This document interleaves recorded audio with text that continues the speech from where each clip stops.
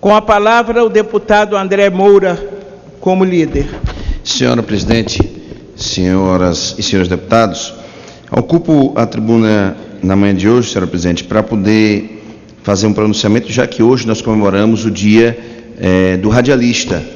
E, como radialista que sou, não poderia deixar de registrar, mas também trazer aqui a nossa preocupação, porque os jovens de hoje praticamente ignoram uma história de muito sucesso, que foi os anos de ouro do rádio AM no Brasil, entre 1930 e 1960 principalmente.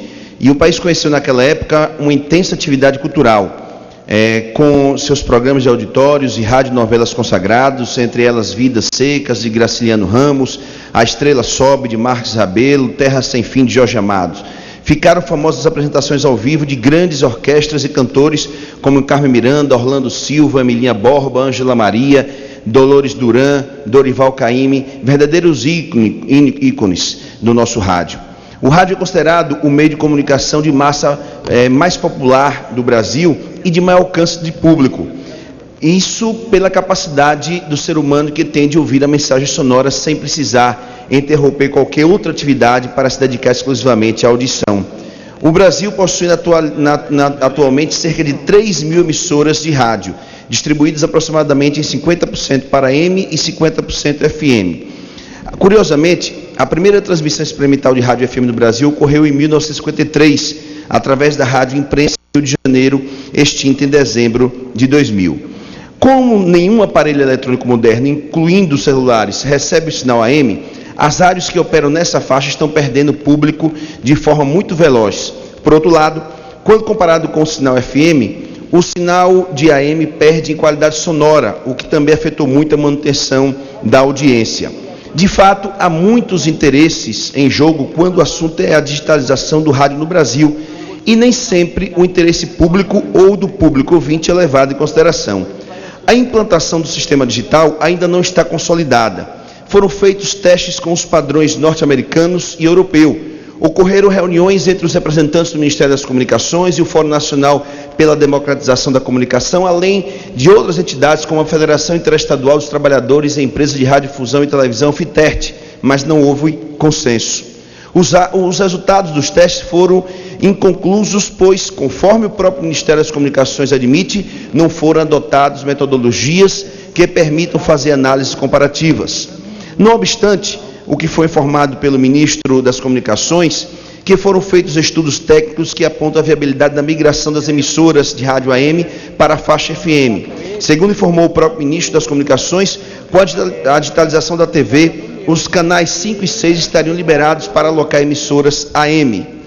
Pelo visto, como o próprio ministro das Comunicações anunciou, a presidente Dilma Rousseff assinará hoje o decreto autorizando a migração. O dia 7 de novembro, hoje, ficará marcado com uma data da morte do rádio AM no Brasil.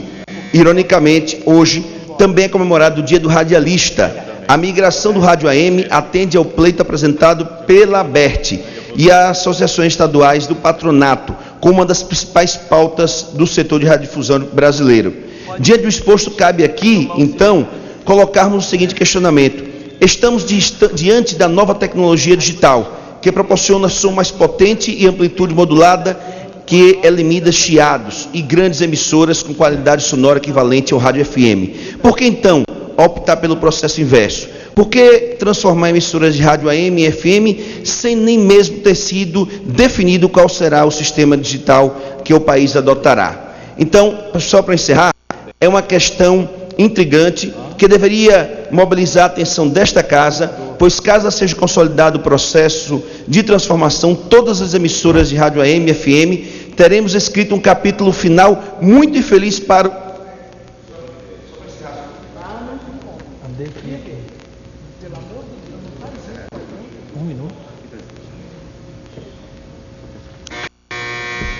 Teremos escrito um capítulo final muito infeliz para o espectro radiofônico mais popular e histórico, que em pleno século XXI chegará ao fim por causa da discriminação extrema praticada até, e por que não dizer, pelos seus próprios profissionais e concessionários. Com o AM digital, um novo fôlego poderia ser proporcionado para o rádio tradicional, mas no Brasil certos interesses suplantam até a razão e o bom senso. É lamentável, não há dúvida. E a morte do rádio AM, nós ficamos muito preocupados porque nós sabemos que o público ouvinte do rádio AM não é o mesmo público do ouvinte do rádio FM e o alcance do rádio AM também é muito maior do que o rádio FM. Então peço que meu pronunciamento seja repercutido no meio de comunicação da casa e seja amplamente divulgado na Voz do Brasil. Muito obrigado, senhor presidente.